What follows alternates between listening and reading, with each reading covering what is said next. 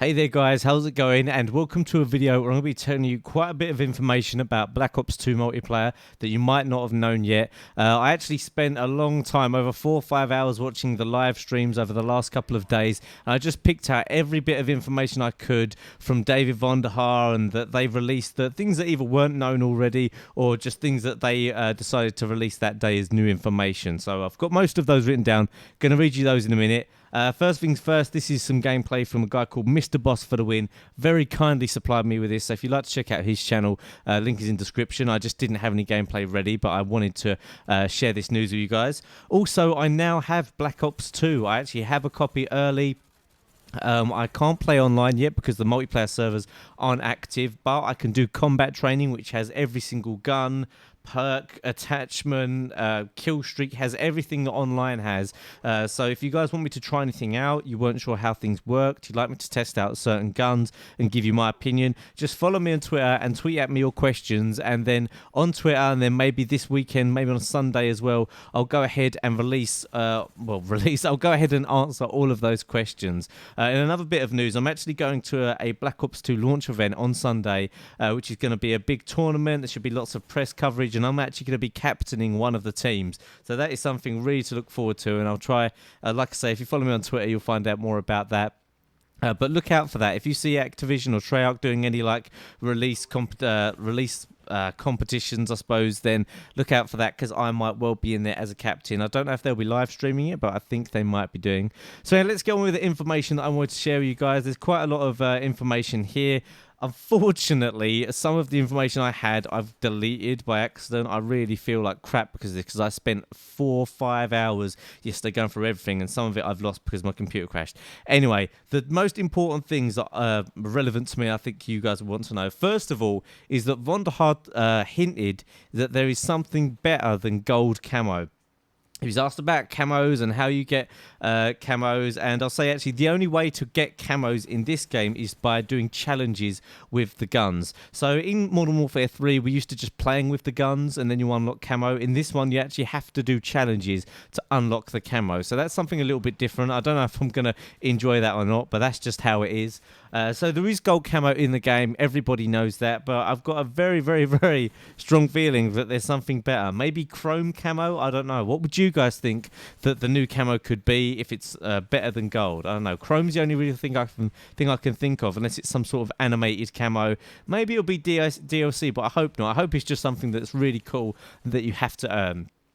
And second of all, is that Zombies is going to have theatre mode. I thought this was a really cool announcement that I haven't heard before, and that is really interesting. It will really help you because you don't have to record your game. If you actually do gameplays like me, you won't have to record every time you play Zombies. And also, you could actually do some really cool machinima style stuff. Some like, make a little short film, I suppose, with Zombies. That's just the way that the Zombies is. I think that would really lend itself to that. So I think that's really fun. I'm glad that they've done that.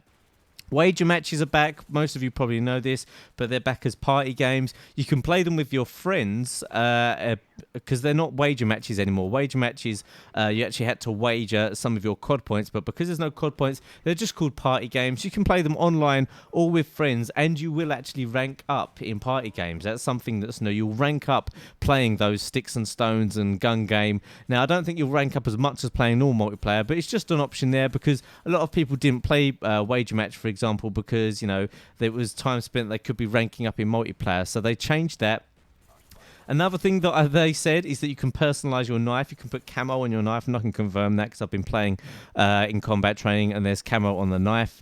Free-for-all game modes and other game modes where it's like not other game modes, but I suppose when people are highlighting you when you're playing, your emblem is actually going to show up. So if you play free-for-all, instead of the like Marine sign or Spetsnaz or whatever, it's actually going to be your emblem. So emblems are actually going to be quite important in Black Ops 2. It's going to really kind of represent you as a person. So it's going to be well worth taking a bit of time and making an emblem. Maybe I'll even make a emblem that you guys can have if you're fans of mine, and I'll show you guys how to make it, and we can represent the Beast Army. Now, another thing that was brand new that I hadn't really heard about too much before was to do with combat training, and there's something called boot camp. Which means if you're new to Call of Duty and you're a bit intimidated by going online, people who've been playing for years, and you're still new to it, you want to try things out, you can do boot camp, which is playing against bots and with other people. But you can only do this for the first 10 ranks. So I suppose it's a little bit of like I suppose if you're going to go to school or something, it's like a primary school. It's just somewhere to go to learn the ins and outs of the game without worrying about getting absolutely pooped all over, basically, by really good players, which I suppose would be good for a lot of people. But then I think you can actually still do it after level 10, but you rank up really slowly. That was the kind of message that I got from what they were saying. They didn't actually say exactly how far you can do it, like for how long you can do it, but you can definitely rank up in those not wage matches, in that combat training, but really slow. So that's interesting. Another thing that I noticed that is really, really going to be a big game changer for this Call of Duty, and this isn't really something that they said in the stream, but it's something I've noticed in general about while playing. Now, of course, there's a lot of focus on rewarding objectives, but I just didn't realize how extreme it was. For example, if you play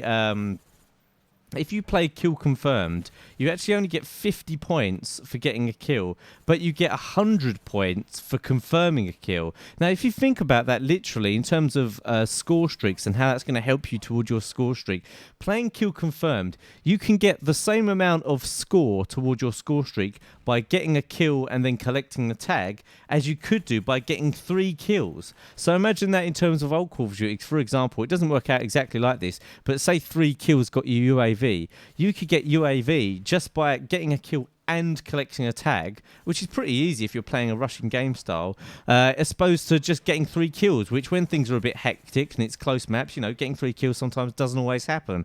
So that's something to keep in mind. Really watch out for how much score you were getting for doing certain things. It's really going to affect people's gameplay. People who are just going to go out and get kills, just take note of how many points you're getting. For example, kill streaks only, on average, from what I've seen, get you 25 points per kill, which is very low, when in most game modes, a normal kill will get you 50 or 100.